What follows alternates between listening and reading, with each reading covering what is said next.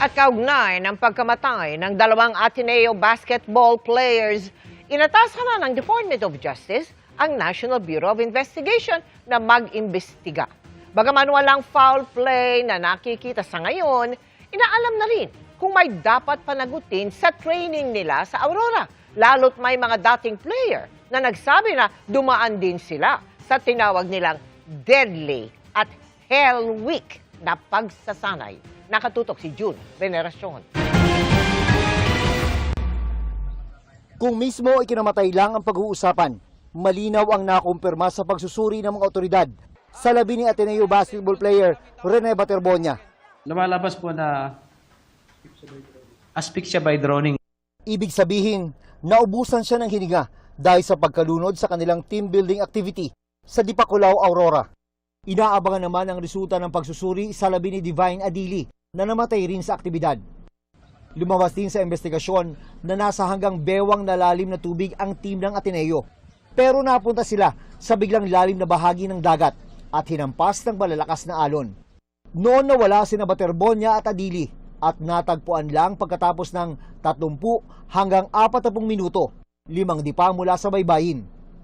Sabi ng PNP, lumayo ng 300 metro sa tapat ng resort ang team activity kahit pinayuhan umano sila ng resort management na sa tapat ng resort gawin ang mga aktibidad.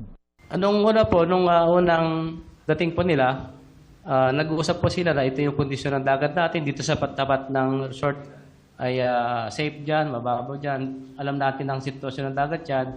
Pero po, gaya nga po na sinabi ko kanina, yung pong team ay gusto kumbaga ay po silang, humingi po sila na huwag silang pakialam sa gagawin nila activity. Pero walang nakikitang foul play ang Aurora Police, batay sa mga affidavit ng mga nagbigay ng first aid. Kasi po sa affidavit ng lifeguard, ay haba ko po ngayon yung statement niya, ay wala akong napansin na pabigat sa paa, kamay o katawan ng player. So yun po yung sabi ng lifeguard. Sabi naman po ng tiga MDR mo ng Dipakulaw, walang anumang pasa sa kanyang katawan nang siya ay aming binigyan ng punong lunas. Walang foul play pero wala bang dapat panagutin? Tiniyak ng PNP na wala silang sisinuhin, walang cover-up at magiging transparent ang ginagawa nilang investigasyon. Ilalabas daw ang buong resulta kapag natapos na silang mag-imbestiga. As to the negligence of anybody or yung liability po ng kasinumang partido, ay ito po'y malalaman natin once the investigation has been completed. Nako-question kasi ngayon kung ano ba talaga ang ginagawa sa training. Lalo sa gitna ng paglutang ng mga dati ng interview sa iba't ibang naging basketball player ng Ateneo de Manila University. Pero wild yun.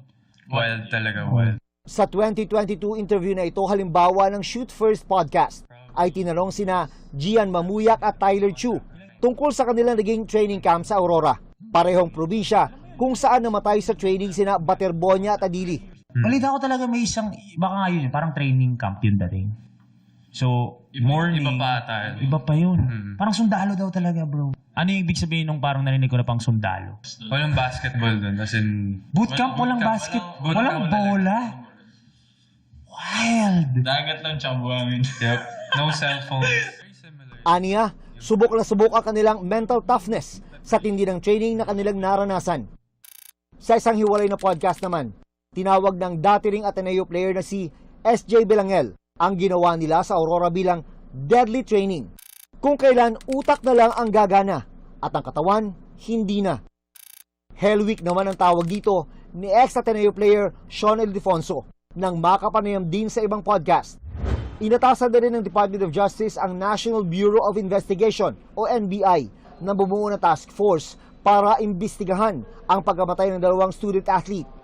Ang NBI ang tutukoy kung merong sapat na basihan para irekomenda ang pagsasampa ng reklamo sa DOJ. June Veneracion, Nakatutok, 24 Oras.